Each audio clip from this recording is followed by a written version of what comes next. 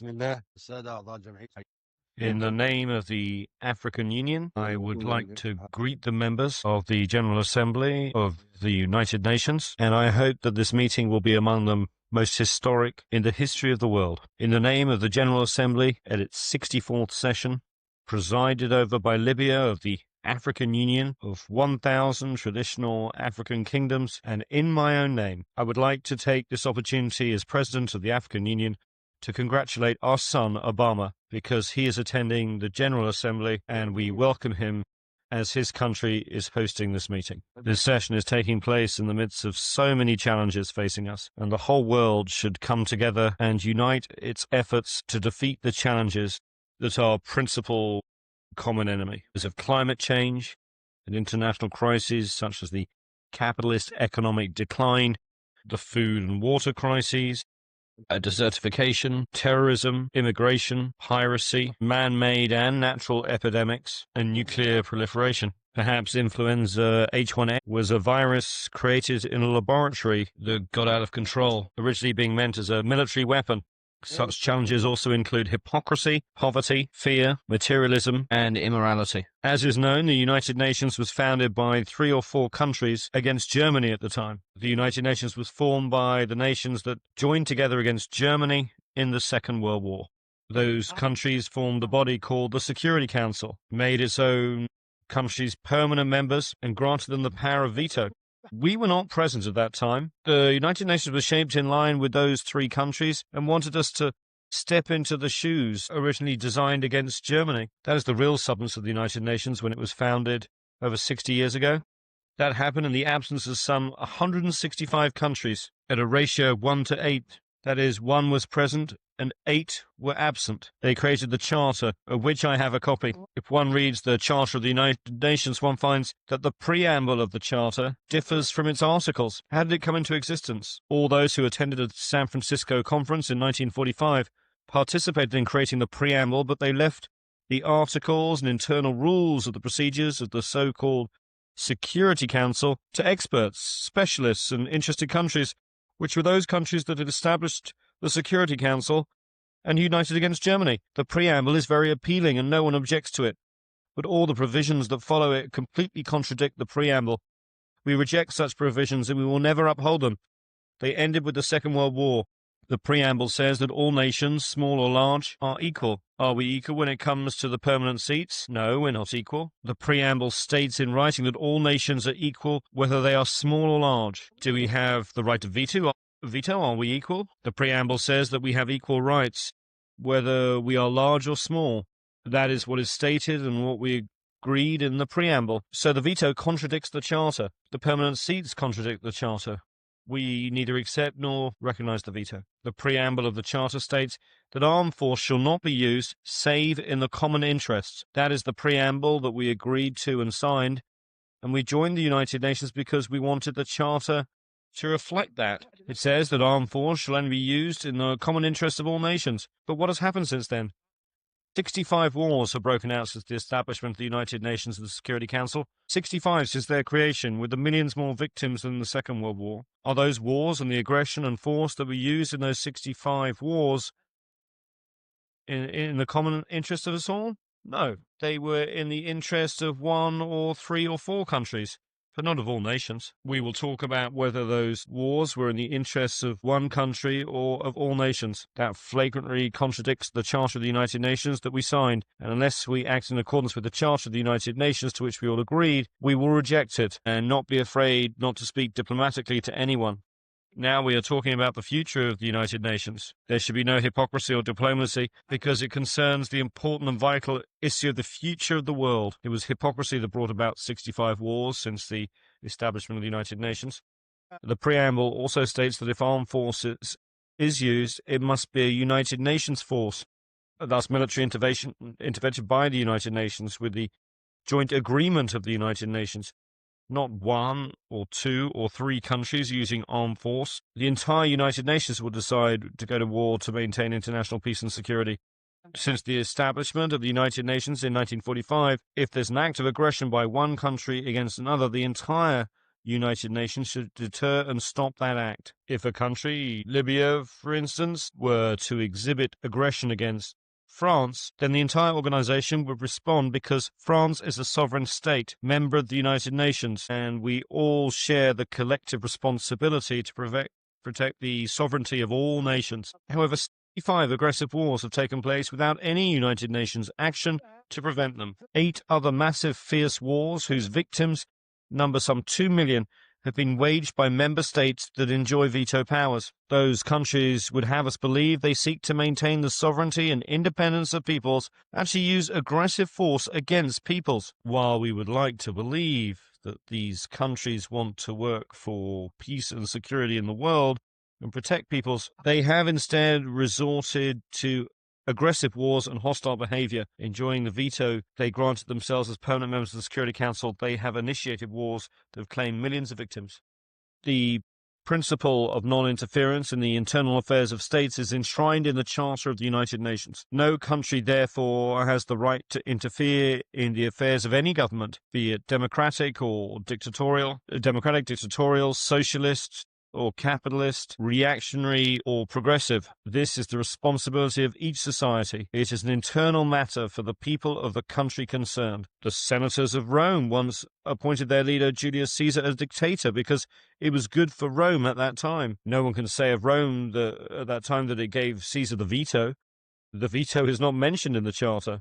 We joined the United Nations because we thought we were equals, only to find that one country can object to all the decisions we make. Who gave the permanent members their status in the Security Council? 4 of them granted this status to themselves. The only country that we in this assembly elected to a permanent member status in the Security Council is China. This was done democratically, but the other seats were imposed upon us in an undemocratically through a dictatorial procedure carried out against our will, and we should not accept it. The Security Council reform we need is not an increase in the number of members, which would only make things worse. To use a common expression, if you add more water, you get more mud. It would add insult to injury.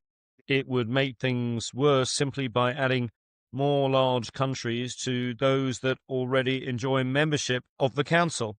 It would merely perpetuate the proliferation of superpowers. We therefore reject the addition of any more permanent seats. The solution is not to have more permanent seats, which would be very dangerous.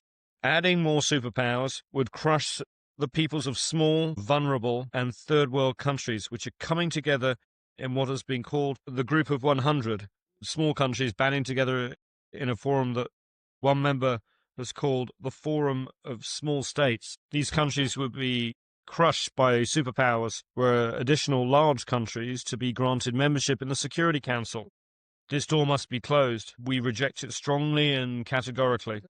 Adding more seats to the Security Council would increase poverty, injustice, and tension at the world level, as well as great competition between certain countries, such as Italy, Germany, Indonesia, India, Pakistan, the Philippines, Japan, Brazil, Nigeria, Argentina, Algeria, Libya, Egypt, the Democratic Republic of the Congo, South Africa, Tanzania, Turkey, Iran, Ukraine, and Greece. All these countries would seek a seat on the Security Council, making its membership almost as large as that of the General Assembly and resulting in an impractical competition. What solution can there be? The solution is for the General Assembly to adopt a binding resolution under the leadership of Mr. Trekkie based on the majority will of the Assembly members and taking into account the consideration of no other body. The solution is to close Security Council memberships to the admission of further states. This item is on the agenda of the General Assembly during the present session presided over by Mr. Trekkie. Membership through unions and the transference of mandates should supersede other proposals. We should focus on the achievement of democracy based on the equality of member states. There should be equality among member states and the powers and mandates of the Security Council, and it should be transferred to the General Assembly. Membership should be for unions, not for states. Increasing the number of member states would give the right to all countries to a seat in accordance with the spirit of the preamble of the Charter. No country could deny a seat to the Council to Italy, for instance, if a seat was given to Germany. For the sake of argument, Italy might say that Germany was an aggressive country and was defeated in the Second World War. If we gave India a seat, Pakistan would say that it too is a nuclear country and deserves a seat. And those two countries are at war. It would be a dangerous situation if we gave a seat to Japan. We should give one to Indonesia, the largest Muslim country, and Turkey and Iran and Ukraine would make the same claim. What could we say to Argentina or Brazil? Libya deserves a seat for its efforts in the service of world security by discarding its weapons of mass destruction. Then South Africa, Tanzania, Ukraine would demand the same. All these countries are important. The door to Security Council membership should be closed. This approach is a falsehood, a trick that has been exposed. If we want to reform the United Nations, bringing in more superpowers is not the way. The solution is to foster democracy at the level of the General Congress of the World, the General Assembly, to which the powers of the Security Council should be transferred. The Security Council will become merely an instrument for implementing the decisions taken by the General Assembly, which would be the Parliament, the Legislative Assembly of the world. This assembly is our democratic forum, and the Security Council should be responsible before it. We should not accept the current situation. These are the legislators of the members of the United Nations, and their resolutions should be binding. It is said that the General Assembly should do whatever the Security Council recommends. On the contrary, the Security Council should do whatever the General Assembly decides. This is the United Nations, the assembly that includes 192 countries. It is not the Security Council, which includes only 15 of the member states. How can we be happy about global peace and security if the whole world is controlled by only 5 countries? We are 192 nations and countries, and we are like Speaker's Corner in London's Hyde Park. We just speak, and nobody implements our decisions. We're a mere decoration without any real substance. We are Speaker's Corner, no more. No less. We just make speeches and then disappear. This is who you are right now. Once the Security Council becomes only an executive body for resolutions adopted by the General Assembly, there will be no competition for membership of the Council. Once the Security Council becomes a tool to implement General Assembly resolutions, there will be no need for any competition. The Security Council should quite simply represent all nations in accordance with the proposals submitted to the General Assembly. There would be a permanent seats on the Security Council for all unions and groups of countries. The 27 countries of the European Union should have a permanent seat on the Security Council. The countries of the African Union should have a permanent seat on the Security Council. The Latin American and ASEAN countries should have permanent seats. The Russian Federation and the United States of America are already permanent members of the Security Council. The Southern African Development Community, SADC, once it's fully established, should have a permanent seat. The 22 countries of the Arab League should have a permanent seat. The 57 countries of the Islamic Conference should have a permanent seat. The 118 countries of the non-aligned movement should have a permanent seat. Then there is perhaps the small countries should also have a permanent seat. Countries not included in the unions that I have mentioned could perhaps be assigned a permanent seat. It should be occupied by them in rotation every 6 or 12 months. I'm thinking of countries like Japan and Australia that are outside organizations as ASEAN, or like the Russian Federation that is not a member of a European or Latin American or African unions. This would be a solution for them if the General Assembly votes in favor of it. The issue is a vitally important one. As has already been mentioned, the General Assembly is the Congress and Parliament of the world, the leader of the world. We are the nations, and anyone outside this General Assembly will not be recognized. The President of the Assembly, Mr. Ali Abdul Salam Treki, and Secretary General Ban Ki-moon will produce a legal draft and set up the necessary committees to submit this proposal to a vote. That from now on, the Security Council will be made up of unions of nations. In this way, we will have justice and democracy, and we will no longer have a Security Council consisting of countries which have been chosen because they have nuclear weapons, large economies, or advanced technology. That is terrorism. We cannot allow the Security Council to be run by superpowers. That is terrorism in itself. If we want a world that is united, safe, and peaceful, this is what we should do.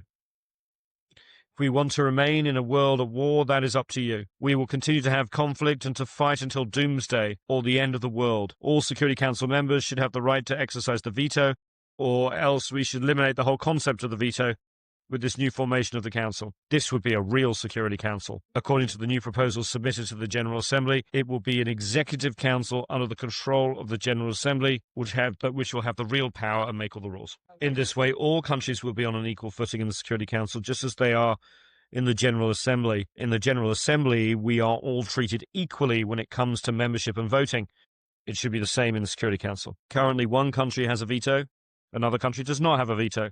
One country has a permanent seat, another country does not have a permanent seat. We should not accept this, nor should we accept any resolution adopted by the Security Council in its current composition.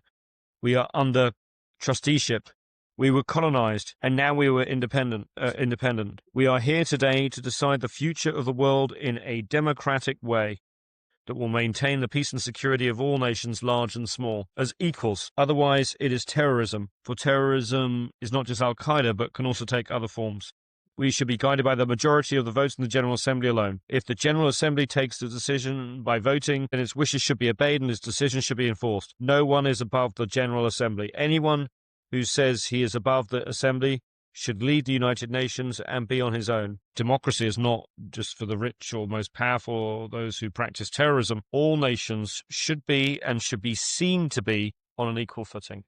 At present, the Security Council is security feudalism, political feudalism, for those with permanent seats, protected by them and used against us. It should be called not the Security Council, but the Terror Council.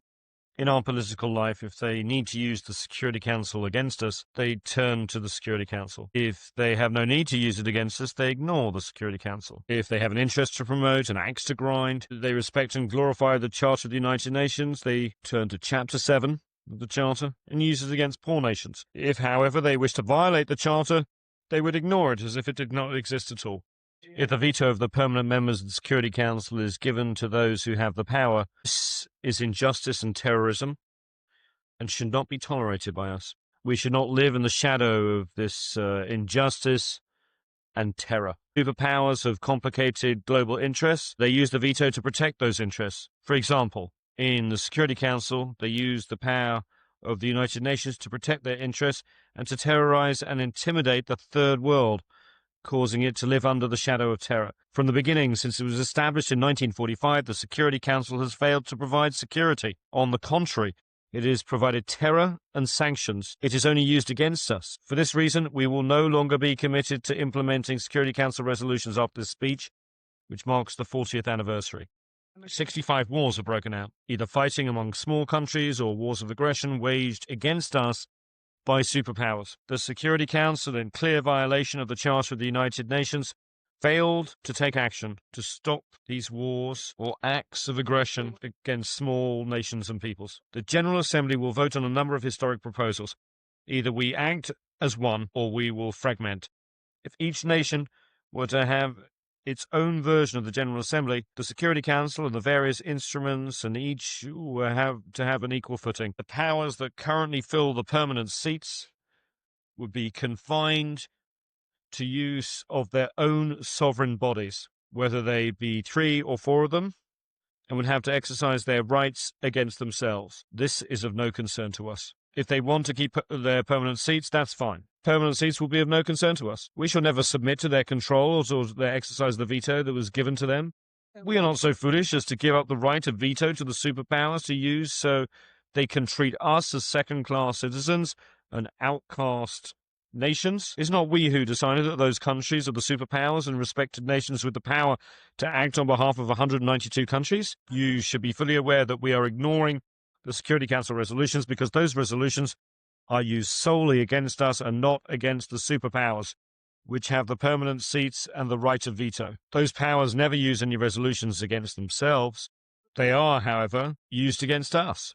Use has turned the United Nations into a travesty of itself and has generated wars of violations of the sovereignty of independent states, led to war crimes and genocides. All of this is in violation of the Charter of the United Nations. Since no one pays attention to the Security Council of the United Nations, each country and community has established its own Security Council, and the Security Council here has become isolated. The African Union has established its own Peace and Security Council. The European Union has established a Security Council. Asian countries have already established their own Security Council soon. Latin America will have its own Security Council, as will the 120. This means that we've already lost the confidence in the United Nations Security Council, which has not provided us with security, and that's why we now are creating new regional security councils. We are not committed to obeying the rules or the resolutions of the United Nations Security Council in its present form because it is undemocratic, dictatorial, and unjust. No one can force us to join the Security Council or to obey or comply with the resolutions or orders given by the Security Council in its present composition. Furthermore, there is no respect for the United Nations and no regard for the General Assembly, which is actually the true United Nations, but whose resolutions are non-binding. The decisions of the International Court of Justice, the international judicial body, take aim only at small countries and third world nations. Powerful countries escape the notice of the court, or, if judicial decisions are taken against these powerful countries, they are not enforced. The International Atomic Energy Agency, IAEA, is an important agency within the United Nations. Powerful countries, however, are not accountable to it or under its jurisdiction. We have discovered that the IAEA is only used against us. We are told that it's an international organization, but if that's the case, then all the countries of the world should be under its jurisdiction. If it's not truly international, then right after this speech, we should no longer accept it and should close it down. Mr. Trekkie, in his capacity as President of the General Assembly, should talk to the Director General of the IAEA, Mr. Al-Baradei, and should ask him if he is prepared to verify nuclear energy storage in all countries and inspect all suspected increases. If he says yes, then we accept the agency's jurisdiction. But if he says that he cannot go into certain countries that have nuclear power and he does not have any jurisdiction over them, then we should close the agency down and not submit to its jurisdiction. For your information, I called Mr. Al-Baradei when we had the problem of the Libyan nuclear bomb. I called Mr. Al-Baradei and asked him if the agreements by the superpowers to reduce nuclear supplies were subject to agency control and under inspection, and whether he was aware of any increases in their activity. He told me that he was not in a position to ask the superpowers to be inspected. So is the agency only inspecting us? If so, it does not qualify as an international organization since it is selective. It's like the Security Council and the International Court of Justice. It is not equitable, nor is the United Nations. We totally reject the situation. Regarding Africa, Mr. President, whether the United Nations is reformed or not, but even before a vote is taken on any proposals of a historic nature, Africa should be given a permanent seat on the Security Council now, having already waited too long. Leaving aside United Nations reform, we can certainly say that Africa was colonized, isolated, and persecuted, and its rights usurped. Its people were enslaved and treated like animals, and its territory was colonized and placed under trusteeship. The countries of the African Union deserve a permanent seat. This is a debt from the past and has to be paid and has nothing to do with the United Nations reform. It's a priority matter and is high on the agenda of the General Assembly. No one can say that the African Union does not deserve a permanent seat. Who can argue with that proposal? I challenge anyone to make a case against it. Where is the proof that the African Union or the African continent does not deserve a permanent seat? No one can possibly deny this. Another matter that should be voted on in the General Assembly is that of compensation for countries that were colonized so as to prevent the colonization of a continent, usurpation of its rights and the pillaging of its wealth from happening again. Why are Africans going to Europe? Why are the Asians going to Europe? Why are Latin Americans going to Europe? It is because Europe colonized those peoples and stole the material and human resources of Africa, Asia, and Latin America, the oil, the minerals, the uranium, the gold, the diamonds, the fruit, the vegetables, the livestock, and the people, and used them. Now, new generations of Asians, Latin Americans, and Africans are seeking to reclaim that stolen wealth as they have the right to do so. At the Libyan border, I recently stopped 1,000 African migrants headed for Europe. I asked them why were they going there. They told me it was to take back their stolen wealth, that they would not be leaving otherwise. Who can restore the wealth that was taken from us? If you decide to restore all this wealth, there will be no more immigration from the Philippines, Latin America, Mauritius, and India. Let us have the wealth that was stolen from us. Africa deserves $777 trillion in compensation from countries that colonized it. Africans will demand that amount. If you do not give it to them, they will go to where you have taken those trillions of dollars. They have the right to do so. They have to follow that money and bring it back again. Why is there no Libyan immigration to Italy, even though Libya is so close by? Italy owed compensation to the Libyan people. It accepted the fact and signed an agreement with Libya, which is adopted by both the Italian and the Libyan parliaments. Italy admitted that its colonization of Libya was wrong and should never be repeated, and promised not to attack the Libyan people by land, air, or sea. Italy also agreed to provide Libya with $250 million a year in compensation over the next 20 years, and to build a hospital for the Libyans maimed as a result of the mines planted in Libyan territory during the Second World War. Italy apologized and promised that it would never again occupy the territory of another country. Italy, which was a kingdom during the fascist regime, has made rich contributions to civilization, should be commended for this achievement, together with Prime Minister Berlusconi and his predecessor, who made their own contributions in that regard. Why is this third world demanding compensation? So that there will be no more colonization, so that large and powerful countries will not colonize, knowing that they will have to pay compensation. Colonization should be punished.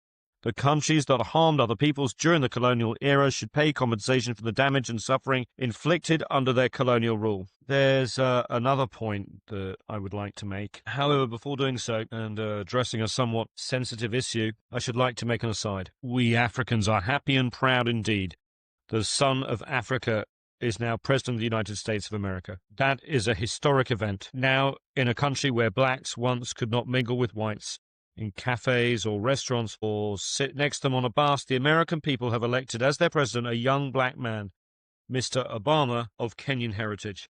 That is a wonderful thing, and we are proud. It marks the beginning of a change. However, as far as I am concerned, Obama is a temporary relief for the next 4 or 8 years. I'm afraid that we may then go back to square one. No one can guarantee how America will be governed after Obama. We would be content if Obama could remain president of the United States of America forever. The statement that he just made shows that it's completely different from any American president that we have seen.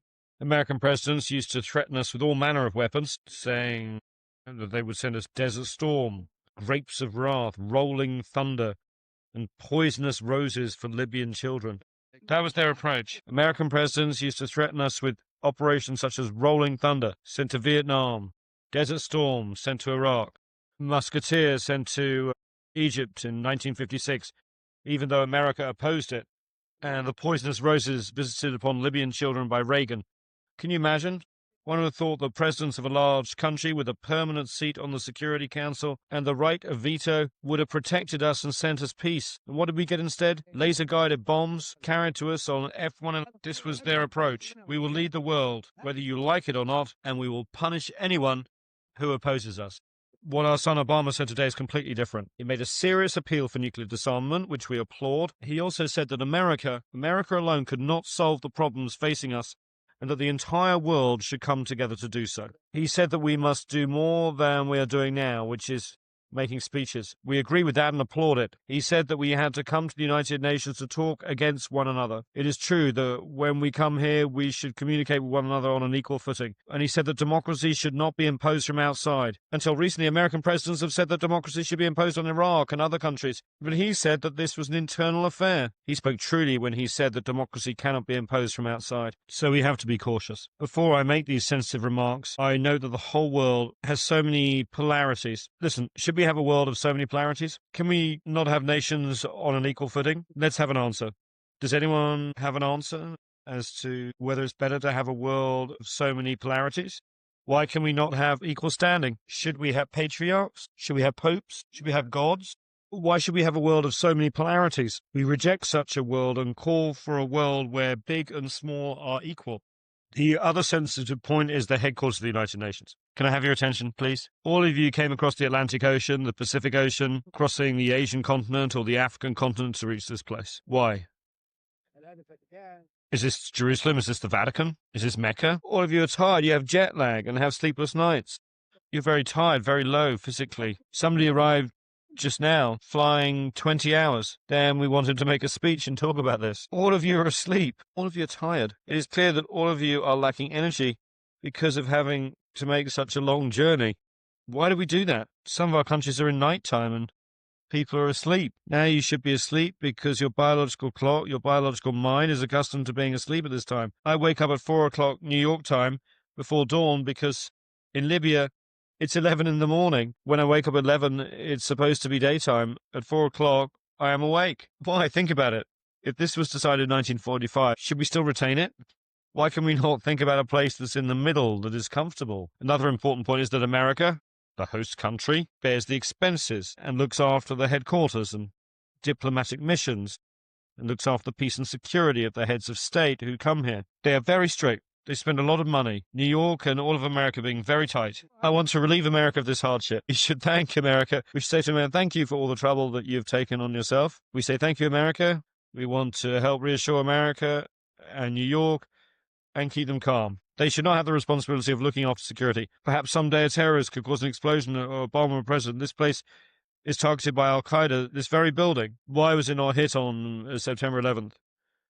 It was beyond their power. The next target would be this place. I'm not saying this in an offhand manner. We have tens of members of Al-Qaeda detained in Libyan prisons. Their confessions are very scary. That makes America live under tension. One never knows what will happen. Perhaps America or this place will be targeted again by a rocket. Perhaps tens of heads of state will die. What we want to relieve America from this worry, we should take the place to where it is not targeted. Now, after 50 years, the United Nations headquarters should be taken to another part of the hemisphere. Another 50 years in the Western Hemisphere. For the next 50 years, it should be in the Eastern Hemisphere or in the Middle Hemisphere by rotation. Now, with 64 years, we have an extra 14 years over the 50, so the headquarters should be moved to somewhere else. This is not an insult to America, it's a service to America. We should thank America. This was possible in 1945.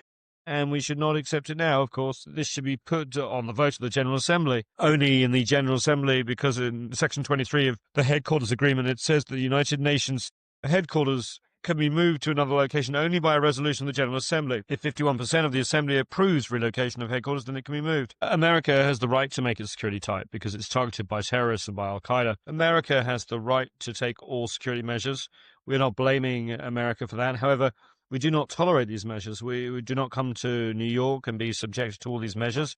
One president told me that he was told that his co-pilot could not come to America because there were restrictions. He asked, how could he cross the Atlantic without a co-pilot? Why? He does not have to come here. Another president complained that his honor guard could not come because there was some misunderstanding regarding his name when it came to granting a visa. Another president said his own doctor could not get a visa and could not come to America. The security measures are very strict. If a country has any problems with America, they will set up restrictions on the movement of member delegations as if one is in Guantanamo. Is this a member state of the United Nations, or is it a prisoner in the Guantanamo camp that cannot be allowed free movement? This is what is submitted to the General Assembly for a vote, moving the headquarters. If 51% agree, then we come to the second vote, to the middle of the globe or the eastern part. If we say we move the headquarters to the middle of the hemisphere, why don't we move it to Sirte or Vienna? One can come even without a visa. Once you come as president, Libya is a secure country. We are not going to restrict you to 100 or 500 meters. Libya has no hostile actions against anybody, and I think the same holds true. If the vote says we should move headquarters to the eastern part, then it will be Delhi or Beijing, the capital of China or the capital of India. That's logical, my brothers. I do not think there will be any objection to that. And you will thank me for this proposal, for eliminating the suffering and trouble of flying 14, 15, or 20 hours to come here. No one can blame America or say that America will reduce its contributions to the United Nations. No one should have that bad a thought. America, I'm sure, is committed to its international obligations. America will not be angry. It will thank you for alleviating its hardship, for taking on all the hardship and all the restrictions, even though this place is targeted by terrorists. We come now to the issues that will be considered by the General Assembly. We are about to put the United Nations on trial. The old organizations will be finished and a new one will emerge. This is not a normal gathering. Even son Obama said that this is not a normal gathering. It is a historic meeting. The wars that took place after the establishment of the United Nations, why did they occur? Where was the Security Council? Where was the Charter? Where was the United Nations? There should be investigations and judicial intervention. Why have there been massacres? We can start with the Korean War because it took place after the establishment of the United Nations. How did a war break out and cause millions of victims? Nuclear weapons could have been used in that war. Those who are responsible for causing the war should be tried and should pay compensation and damages. Then we come to the Suez Canal War of 1956. That file should be opened wide. 3 countries with permanent seats on the Security Council and with the right of veto in the Council, attacked a member state of this General Assembly. A country that was a sovereign state, Egypt, was attacked. Its army was destroyed. Thousands of Egyptians were killed and many Egyptian towns and entities were destroyed, all because Egypt wanted to nationalize the Suez Canal. How could such a thing have happened during an era of the United Nations and the Charter? How is it possible to guarantee that such a thing will not be repeated unless we make amends for past wrongs? Those were dangerous events, and the Suez Canal and Korean War files should be reopened. Next, we come to the Vietnam War. There were 3 million victims of that war. During 12 days, more bombs were dropped than during 4 years of the Second World War. It was a fiercer war, and it took place after the establishment of the United Nations and after we had decided that there would be no more wars. The future of humankind is at stake. We cannot stay silent. How can we feel safe? How can we be complacent? This is the future of the world, and we who are in the General Assembly of the United Nations must make sure that wars are not repeated in the future. Then Panama was attacked. Even though it was an independent member state of the General Assembly, 4,000 people were killed, and the president of that country was taken prisoner and put in prison.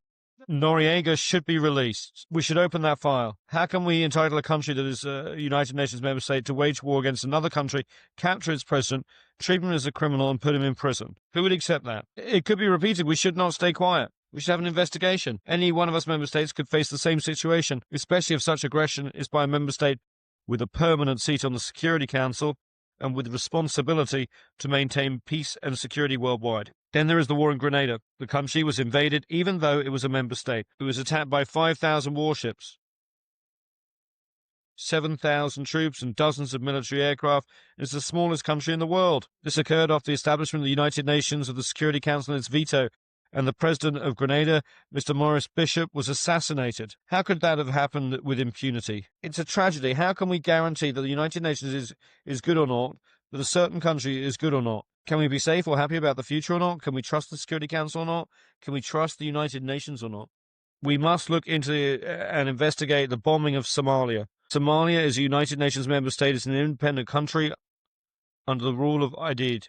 We want an investigation. Why did that happen? Who allowed it to happen? Who gave the green light for that country to be attacked? Then there's former Yugoslavia. No country was as peaceful as Yugoslavia, constructed step by step and piece by piece after being destroyed by Hitler. We destroyed it, as if we were doing the same job as Hitler. Tito built that peaceful country step by step, brick by brick, and then we arrived and broke it apart from imperialistic and personal interests. How can we be complacent about that? Why can we not be satisfied? If a peaceful country like Yugoslavia faced such a tragedy, the General Assembly should have an investigation and should decide who should be tried before the International Criminal Court. Then we have war in Iraq, the mother of all evils. The United Nations should investigate that. The General Assembly, presided over by Mr. Trekkie, should investigate that. The invasion of Iraq was a violation of the United Nations Charter. It was done without any justification by the superpowers with permanent seats on the Security Council. Iraq is an independent country and a member state of the General Assembly. How could those countries attack Iraq? As provided for in the Charter, the United Nations should have intervened and stopped the attack. We spoke in the General Assembly and urged it to use the Charter to stop that attack. We were against the invasion of Kuwait, and the Arab countries fought Iraq alongside foreign countries in name of the United Nations Charter. In the first instance, the Charter was respected. The second time, when we wanted to use the Charter to stop the war in Iraq, no one used it, and that document was ignored. Why did that occur? Mr. Trekkie and the General Assembly should investigate to determine whether there was any reason at all to invade Iraq, because the reasons for that attack remain mysterious and ambiguous, and we might face the same destiny. Why was Iraq invaded? The invasion itself was a serious violation of the United Nations Charter, and it was wrong. There was also a total massacre or genocide. More than 1.5 million Iraqis were killed. We want to bring the Iraqi file before the International Criminal Court, and we want those who committed mass murder against the Iraqi people to be tried. It's not easy for Charles Taylor to be tried, or Bashir to be tried, or for Noriega to be tried. It's all easy for them. But what about those who have committed mass murder against the Iraqis? They cannot be tried. They cannot go before the ICC. If the court is unable to accommodate us, then we should not accept it. Either it is meant for all of us, large or small, or we should not accept it and should reject it. Anyone who commits a war crime can be tried. But we are not livestock or animals like those that are slaughtered for the Eid. We have the right to live, and we are ready to fight to defend ourselves. We have the right to live in dignity. Under the sun and on earth, they have already tested us, and we have withstood the test. There are other things as well. What is it that Iraqi prisoners of war can be sentenced to death? When Iraq was invaded and the president of Iraq was taken, he was a prisoner of war. He should not have been tried. He should not have been hanged. When the war was over, he should have been released. We want to know why a prisoner of war should have been tried. Who sentenced the president of Iraq to death? Is there an answer to that question? We know the identity of a judge who tried him, and those who tied the noose around the president's neck on the day of sacrifice and hanged him. Those people wore masks. How could this have happened in a civilized world? They were prisoners of war of civilized country under international law. How could government ministers and a head of state be sentenced to death and hanged? Were those who tried them lawyers or members of a judicial system? Do you know what people are saying? They are saying that the faces behind the masks were those of the President of the United States and the Prime Minister of the United Kingdom, and it was they who put the President of Iraq to death. Why did the executioners not unmask their faces? Why do we not know their ranks? Why do we not know whether they were officers, judges, soldiers, or doctors? How does it come to the President, the state member of the United Nations, was sentenced to death and killed? We do not know the identity of the executioners. The United Nations is duty-bound to answer these questions. Who carried out the death sentence? They must have legal status and official responsibilities. We should know their identities, and we should know about the presence of a physician and the nature of all the legal proceedings. That would be true for an ordinary citizen, let alone for the president of a state member of the United Nations who was put to death in this manner. My third point on Iraq relates to Abu Ghraib. This was a disgrace to humankind. I know that the United States authorities will investigate the scandal, but the United Nations must not ignore it either. The General Assembly should investigate this matter. Prisoners of war held in Abu Ghraib prison were tortured. Dogs were set on them. Men were raped. This is the unprecedented in the history of war. It was sodomy, and it was an unprecedented sin, never before committed by past aggressors or invaders. Prisoners of war are soldiers, but these were raped in prison by a state, a permanent member of the Security Council. This goes against civilization and humankind. We must not keep silent. We must know the facts. Even today, 250,000 of Iraqi prisoners, men and women alike, remain in Abu Ghraib. They are being maltreated, persecuted, and raped. There must be an investigation. Turning to the war in Afghanistan, this too must be investigated. Why are we against the Taliban? Why are we against Afghanistan? Who are the Taliban? If the Taliban want a religious state, that's fine. Think of the Vatican. Does the Vatican pose a threat to us? No, it's a religious, very peaceful state. If the Taliban want to create an Islamic emirate, who says that this makes them an enemy? Is anyone claiming that bin Laden is of the Taliban or that he is Afghan? Is bin Laden of the Taliban? No. He is not of the Taliban, and he is not an Afghan. Were the terrorists who hit New York of the Taliban? Were they from Afghanistan? They were neither Taliban nor Afghani. Then what was the reason for the wars in Iraq and Afghanistan? If I truly wanted to deceive my American and British friends, I would encourage them to send more troops, and I would encourage them to persist in this bloodbath. But they will never succeed in Iraq or Afghanistan. Look what happened to them in Iraq, which is a desert. It's even worse in mountainous Afghanistan. If I wanted to deceive them, I would tell them to continue the wars in Iraq and Afghanistan. But no, I want to save the citizens of the United States, the United Kingdom, and other countries who are fighting in Iraq and Afghanistan. So I tell them, leave Afghanistan to the Afghans. Leave Iraq to the Iraqis. If they want to fight each other, they are free to do so. America had its civil war, and no one interfered in it. There were civil wars in Spain, China, and countries all over the world. No place on earth has been free of civil wars. Let there be a civil war in Iraq. If the Iraqis want to have a civil war and fight each other, that's fine. Who says that if the Taliban form a government, they would possess intercontinental missiles of the kind of airplanes that hit New York? Did those airplanes take off from Afghanistan or Iraq? No. They took off from American airports. So why is Afghanistan being struck? The terrorists were not Afghans or Taliban or Iraqis. Why are we silent? We must never be war devils. Anyone who does not speak the truth is a silent devil. We are committed to international peace and security. We do not wish to scorn or ridicule humankind. We want to save humanity. As President of the General Assembly, Mr. Ali Traki should open an investigation of the assassinations file, in addition to the war files. Who killed Patrice Lumumba and why? We merely want to record it in the annals of African history. We want to know how an African leader, a liberator, came to be assassinated. Who killed him? We want our sons to be able to read the history of how Patrice Lumumba, the hero of Congo's liberation struggle, was assassinated. We want to know the facts, even 50 years on. That is one file that should be reopened. And who killed Secretary General Doug Hammarskjöld? Who fired on his aeroplane in 1961 and why? And then there's the assassination of United States President Kennedy in 1963. We want to know who killed him and why. There was someone called Lee Harvey Oswald, who was then killed by one Jack Ruby. But why did he kill him? Jack Ruby, an Israeli, killed Lee Harvey Oswald, who killed Kennedy. Why did this Israeli kill Kennedy's killer? Then Jack Ruby, the killer of Kennedy, die in mysterious circumstances before he could be tried. We must open the files. The whole world knows that Kennedy wanted to investigate the Israeli Dimona nuclear reactor. This involves international peace and security and weapons of mass destruction.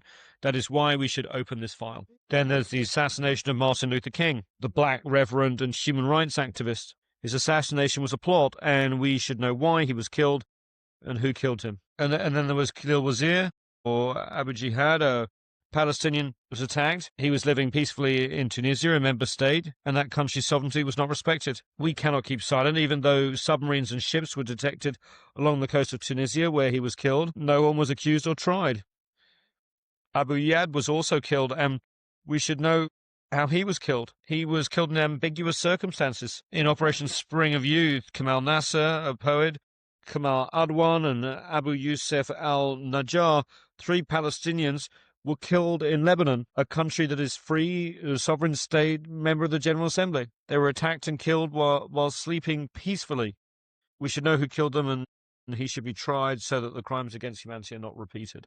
We've already talked about the size of the force used in the invasion of Grenada: 7,000 troops, 15 battleships, dozens of bombers, and President Bishop was killed even though Grenada was a member state. Those are crimes, and we cannot keep silent. Otherwise, we will look like sacrificial beasts. We are not animals. Year after year, we are attacked. We defend ourselves, our sons, our children, and we are not afraid. We have the right to live, and the earth is not destined for violence, but for us all. We can never live on this earth in such humiliation, so those are the wars. The last files is that of the massacres. In the Sabra and Shatila massacre, 3,000 people were killed. That area was under the protection of the occupying Israeli army and was the site of huge and calamitous massacre in which 3,000 Palestinian men, women, and children were killed. How can we keep quiet? Lebanon is a sovereign state. A member of the General Assembly was occupied, and Shatila were under Israeli control, and then the massacre took place. And then there was the 2008 massacre in Gaza. There were 1,000 women and 2,200 children among the victims killed in the massacre in Gaza in 2008. 60 United Nations facilities and another 30 belonging to non-governmental organizations were damaged. 50 clinics were destroyed. 40 doctors and nurses were killed while carrying out humanitarian activities. This took place in Gaza in December 2008. The perpetrators are still alive, and they should be tried by the International Criminal Court. Should we try only the underdogs, the weak and the poor of the third world countries, and not important and protected figures? Under international law, they should all face trial for the consequences of the crimes that they have committed. Otherwise, the role of the ICC would never be recognized. If the decisions of the ICC are not respected or implemented, if the General Assembly and the Security Council mean nothing, and if the International Atomic Energy Agency serves only certain countries and organizations, then what is the United Nations? It would mean that the United Nations is nothing, and this is insignificant. Where is it? There is no United Nations. Then, while piracy may be a phenomenon of the high seas, a form of terrorism, we may talk about the piracy in Somalia. Somalis are not pirates. We are the pirates. We went there and usurped their economic zones, their fishing, their wealth. Libya, India, Japan, America, any country in the world. We're all pirates. We all entered the territorial waters and economic zones of Somalia and stole. The Somalis are protecting their own fish, their sustenance. They have become pirates because they are defending their children's food. Now we seek to address that matter in the wrong way. Should we send warships to Somalia? We should send warships to the pirates who have attacked and seized the economic zones and wealth of the Somalis and the food of their children. I met the pirates, and I told them that I would negotiate an agreement between them and the international community that respects the two exclusive economic zone under the law of the sea, and that protects all marine resources belonging to the Somali people, and that stops all countries from disposing of toxic waste along the Somali coast. In return, the Somalis would no longer attack any ships. We will propose and draft such an international treaty and submit it to the General Assembly. That is the solution. The solution does not lie in sending more military ships to fight the Somalis. That is not a solution. We are addressing the phenomena of piracy and terrorism in the wrong way. Today, there is swine flu. Perhaps tomorrow there'll be fish flu, because sometimes we produce viruses by controlling them. It is a commercial business. Capitalist companies produce viruses so that they can generate and sell vaccinations. This is very shameful and poor ethics. Vaccinations and medicines should not be sold. In the Green Book, I maintain that medicines should not be sold or subject to commercialization. Medicines should be free of charge and vaccinations given free to children. But capitalist companies produce the viruses and vaccinations and want to make a profit. Why are they not free of charge? We should give them free of charge, not sell them. The entire world should strive to protect our people, create and manufacture vaccinations, and then give them for free to children and women and not profit by them.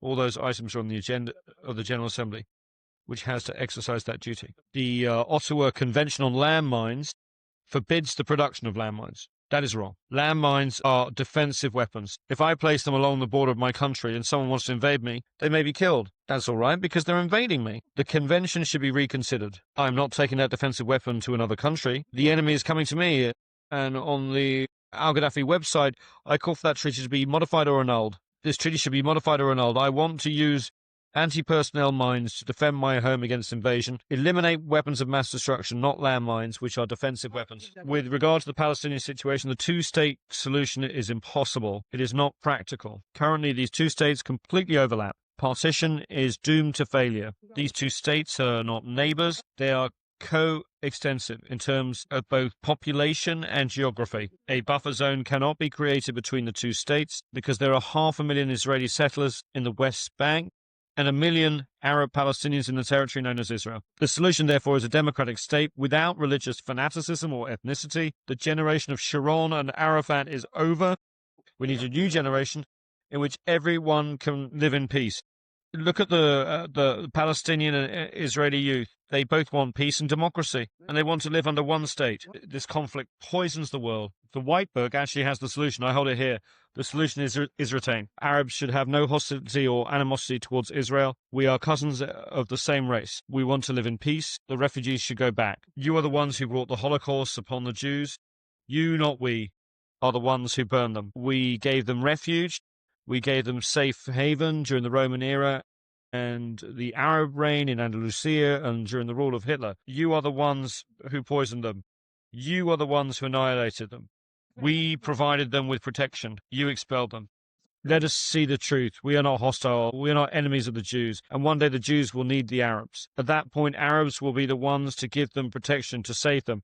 And we hope, as we have done in the past. Look at what everybody else did to the Jews. Hitler is an example. You're the ones who hate the Jews, not us. In brief, Kashmir should be an independent state, neither Indian nor Pakistani. We must end that conflict. Kashmir should be a buffer state between India and Pakistan. With regard to Darfur, I truly hope that the assistance provided by the international organizations can be used for development projects, for agriculture, for industry, and for irrigation. You are the ones who made it a crisis. You put it on the altar. You wanted to sacrifice Darfur so you could interfere in its eternal affairs. You've turned the Hariri problem into a United Nations problem. You are selling Hariri's corpse. You just want to settle scores with Syria. Lebanon is an independent state. It has law courts, a judiciary, and police. At this stage, it is no longer the perpetrators that are being sought. The real wish is to settle scores with Syria, not ensure justice for Hariri. The cases of Khalil al-Wazir, Lumumba, Kennedy, and Hammarskjöld should also have been turned over to the United Nations if the Hariri case merits such attention. The General Assembly is now under the presidency of Libya. This is our right. Libya hopes that you will assist in making the transition from a world fraught with crises and tension in a world which humanity, peace, and tolerance prevail. I will personally follow up on this issue with the General Assembly and President Trekkie and the